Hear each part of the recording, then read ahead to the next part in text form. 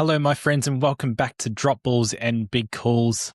Today's episode is a little bit different because today I officially become an Australian citizen. I wanted to just reflect on this moment that I'm incredibly proud of, and I guess talk you through what it means to me. When I got the email confirming that I'd got Australian citizenship, it meant a lot. It was a really meaningful moment in my life, and I guess a real shift in my identity, really. I didn't celebrate straight away. I just sat with it and just reflected on the last nearly 14 years now I've lived in this country, and what it's meant to build a life here, and how far we've come. Growing up in New Zealand, Australia felt like this distant, shiny star, essentially. I knew it through sport mostly. The MCG, State of Origin, Shane Warne, all of those teams, those stadiums, Australia itself just had this aura around it for me. And I became quite obsessed with it in many ways. I remember thinking, if you could make it in Australia, you could make it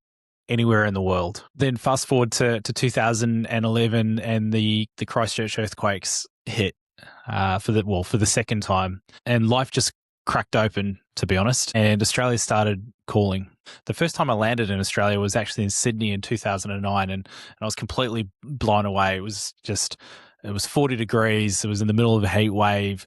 The people were amazing. It was just chaos everywhere.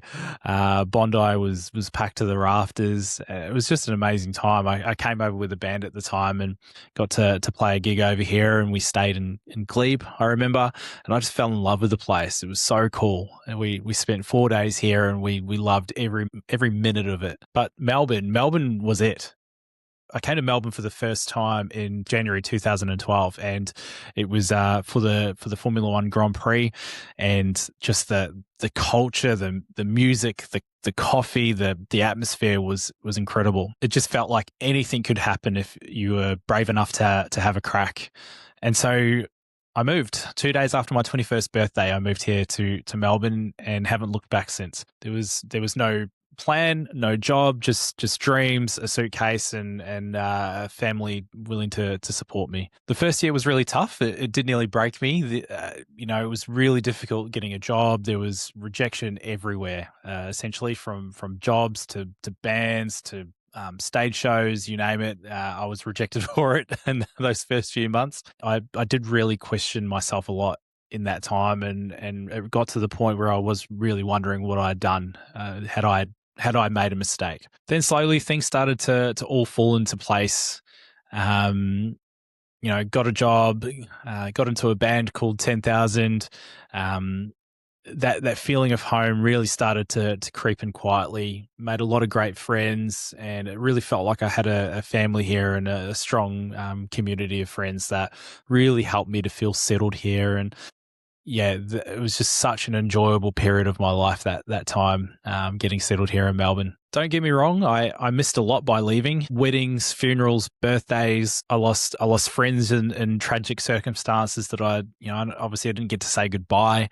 So those were really difficult times, but I gained a lot in that time as well. Certainly perspective, growth, a lot of resilience, and ultimately built a new life here. And that's when I really knew that Australia wasn't just where I lived anymore. It was home, and it was who I'd become. So fast forward to today, I have a beautiful fiance.